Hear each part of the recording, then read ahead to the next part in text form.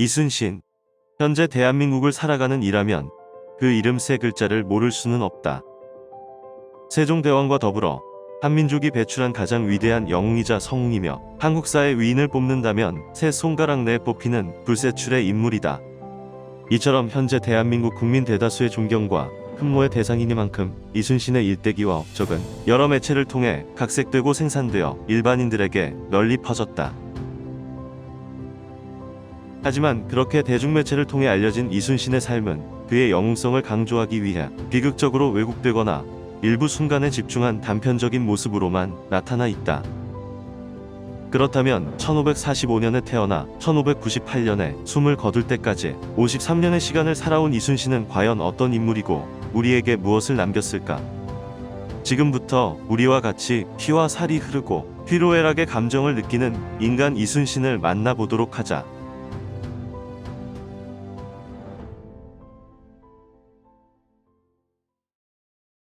이순신은 1545년 4월 28일에 한성부 건청동의 한 자택에서 태어났다.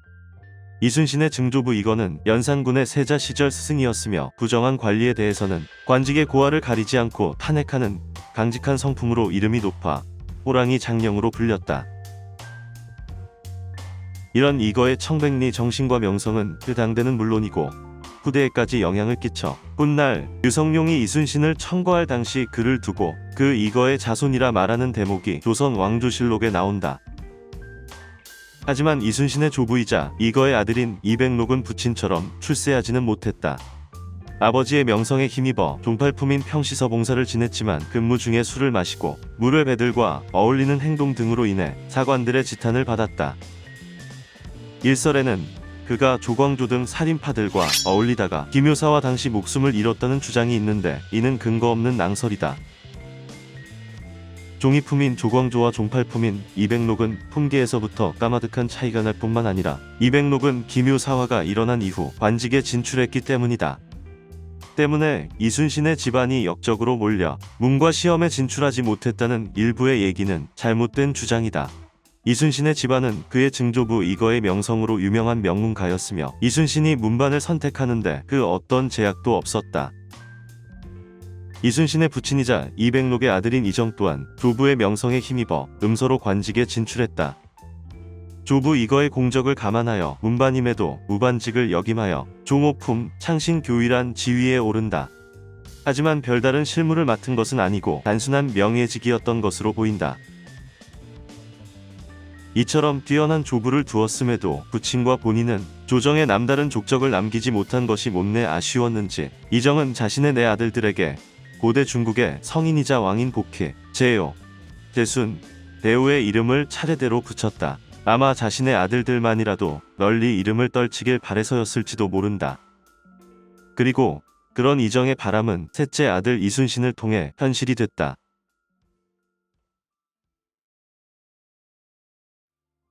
이순신은 1545년 4월 28일에 한성부 건청동의 한 자택에서 태어났다.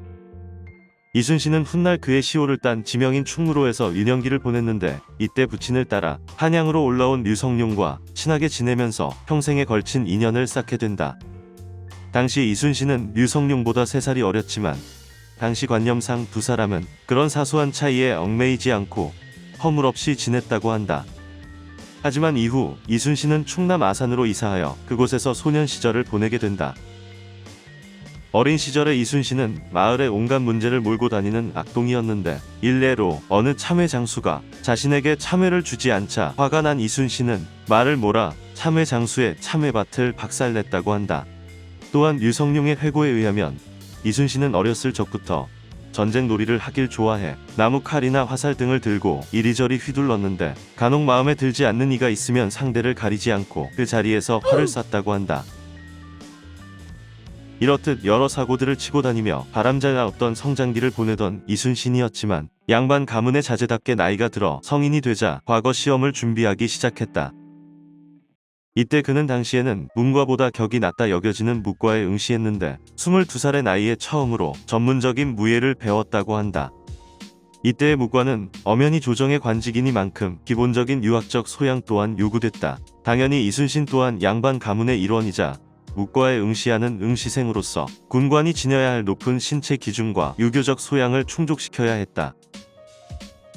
그렇게 6여 년의 긴 준비 기간을 거쳐 28살이 된 이순신은 1472년에 열린 비정규 시험인 묵과 알성시에 응시했다. 하지만 시험 도중 말이 넘어지면서 이순신은 낙방하고 만다. 일설에 의하면 이때 다리가 부러졌다고 한다. 결국 이순신은 이로부터 4년이 지나 32살이 된 1476년이 되어서야 칙년 묵과에 급제하여 권지훈련원 봉사라는 관직에 임명되어 관직 생활을 시작했다. 일각에서는 32살이라는 나이에 공직 생활을 시작한 이순신을 보며 시험에 늦게 합격했다고 생각하는 이들도 있지만 당시 과거 합격 평균 연령이 35살임을 감안하면 이순신은 오히려 평균보다 빠르게 합격한 축에 든다. 이순신이 임명된 권지훈련원 봉사에서 권지는 임용 대기 중인 견습관원을 의미한다. 이로 미루어 보아 이순신은 아마도 바로 실무직에 임명되지 않고 기초적인 업무를 숙달하는 기간을 거쳤던 것으로 추정된다. 그리고 당해 12월에 이순신은 함경도에서 소규모 진보를 방위하는 종부품 초급 권관으로 부임한다. 이후 권관으로 근무하며 3년간의 근무를 끝마친 이순신은 한 단계 승진하여 중앙직인 종팔품 훈련원 봉사로 배속되어 1579년 2월에 한양으로 복귀한다. 하지만 고작 8개월밖에 지나지 않은 그해 10월에 이순신은 충청 병영에 위치한 해미읍성의 군관으로 전임된다. 이는 당시 병조 정랑이었던 서익과의 갈등 때문이었다. 서익은 자신의 친지 중 한 명을 특별 승진을 시키려고 훈련원에서 인사 업무를 맡던 이순신에게 청탁을 넣었는데 이순신은 이를 규정 위반이라 반대하다가 보복성 좌천을 당한 것이다. 이때 서익은 정사품이었는데 이를 고려하면 이순신은 자신보다 8단계나 직급이 높은 상사의 청탁을 정면으로 거절한 것이다. 그리고 이 일이 조정에 알려짐으로써 이순신은 청렴하고 강직한 인물로 조정의 관심을 받게 된다. 또한 서익과의 갈등은 훗날 이순신이 승진하는 데 있어 전화위복이 되었는데 일본의 이상 징후를 감지한 조정이 여러 장수들을 특진시킬 때 이순신 역시 이에 포함되어 전라도 고흥에 위치한 발포진의 수군 만호로 임명되었기 때문이다. 그렇게 이순신은 1580년 10월에 수군으로서의 첫 근무를 시작했다. 이때 발포진에서도 이순신은 서익 사건과 비슷한 일화를 남겼다. 이순신이 발포 만호로 근무하던 당시 그의 직속상관이던 전라저수사 성박이 발포진 내에 있는 오동나무를 베어 검은고를 만들려 했는데 당연히 이순신은 관사 내에 있는 물품들은 모두 국가의 소유니 사적으로 사용할 수는 없다며 반대했다. 이에 성박은 이순신에게 악감정을 품었지만 이순신의 말이 원칙상 틀리지 않았고 또한 그의 성품을 잘 알고 있었기에 차마 어떻게 하지는 못했다. 대신 그에 대한 보복으로 성박은 자신의 후임으로 근무하게 된 이용에게 이순신에 대한 험담을 남겼고 이 때문에 이용은 이순신을 색안경을 끼고 바라보게 된다. 이용은 이순신이 담당하던 발포진에서 근무 중 결석자가 발생하자 근무 태만으로 부정의 장계를 올리려 했는데 이때 이순신은 전라 좌수영 관할에 타해한 진지 4개의 결석자 명단을 확보해 발포진이 결석자 수가 가장 적은 것을 확인했다. 그리고 이순신은 이 명단을 이용에게 보고하며 조정에 이에 신청을 할 것이라 항의했고 이에 이용은 장계를 철회할 수밖에 없었다.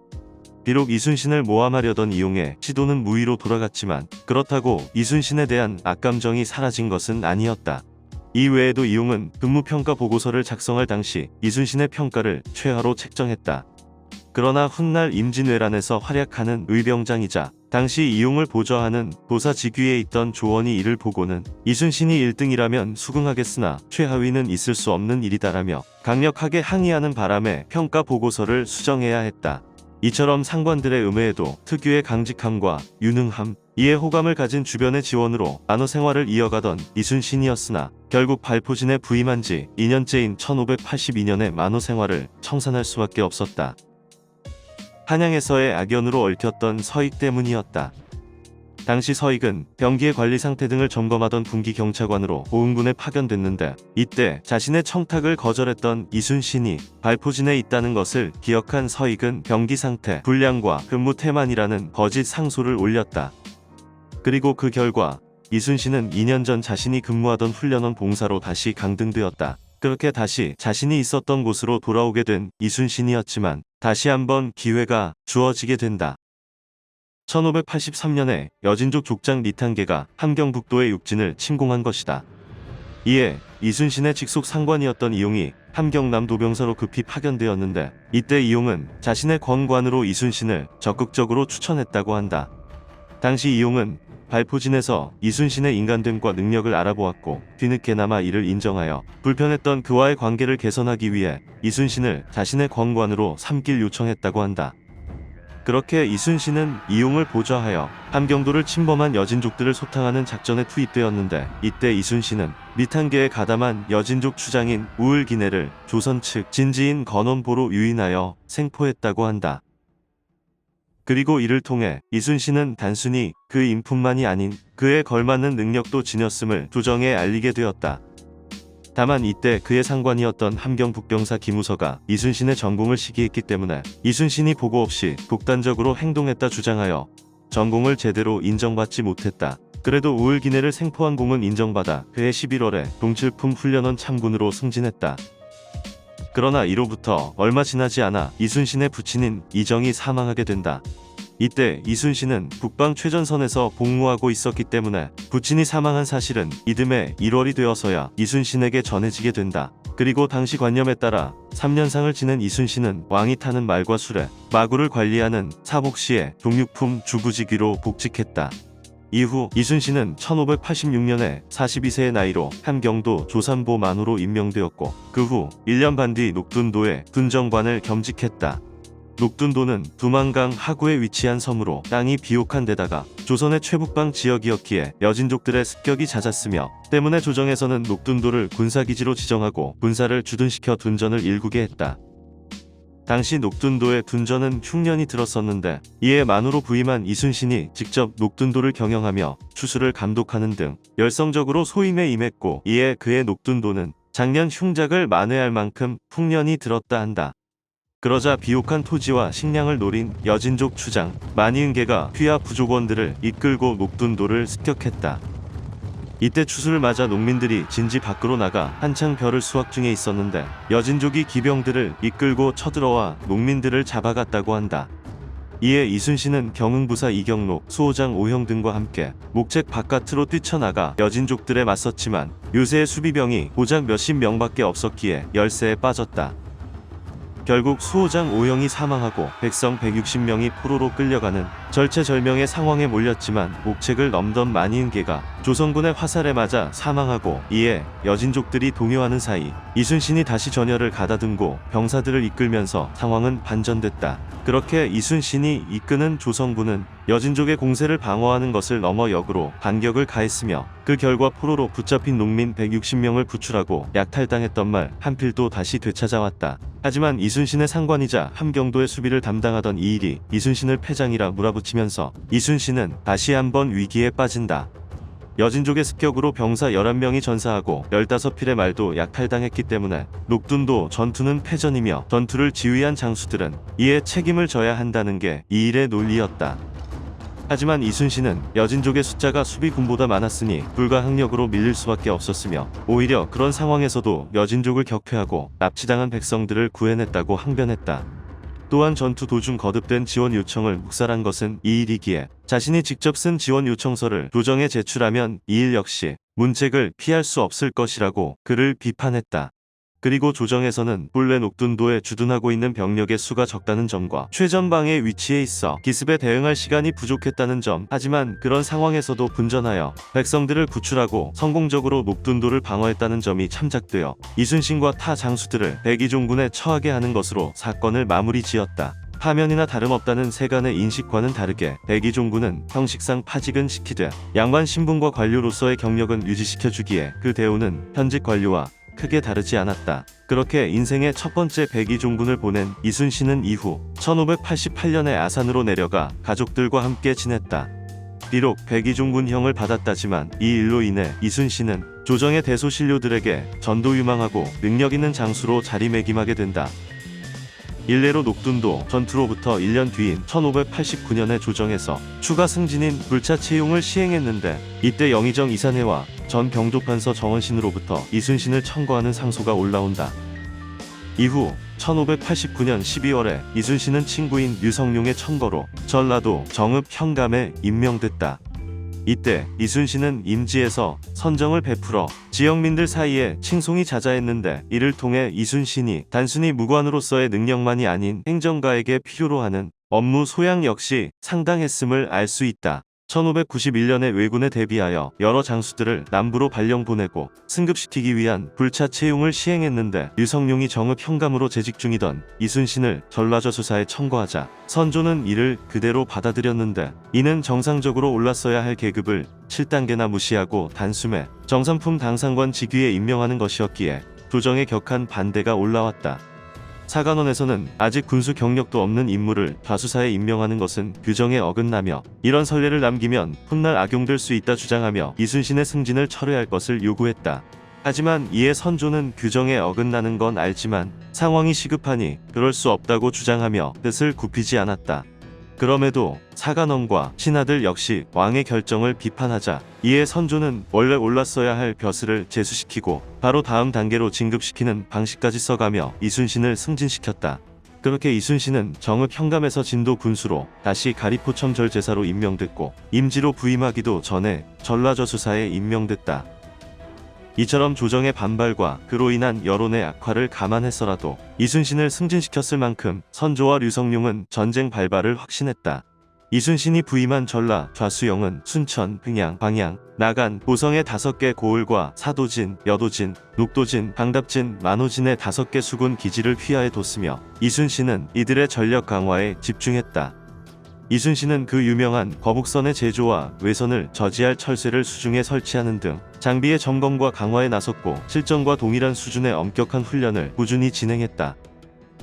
이와 같은 이순신의 철저한 전쟁 대비와 대처 능력은 휘하의 수군을 강군으로 만드는데 지대한 영향을 끼쳤으며, 100여 년간 이어진 전국시대를 통해 전술과 전투 능력이 극한까지 오른 왜군을 상대로 한치도 밀리지 않은 원동력이 되었다. 그리고 마침내 1592년 5월 23일 700척의 외선이 부산에 상륙하면서 임진왜란의 막이 올랐다.